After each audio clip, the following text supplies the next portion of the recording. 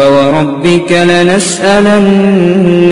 أجمعين عما كانوا يعملون فاصدع بما تؤمر وأعرض عن المشركين إنا كفيناك المستهزئين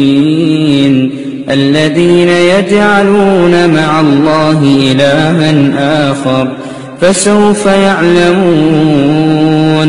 ولقد نعلم أنك يضيق صدرك بما يقولون فسبح بحمد ربك وكن من الساجدين واعبد ربك حتى يأتيك اليقين.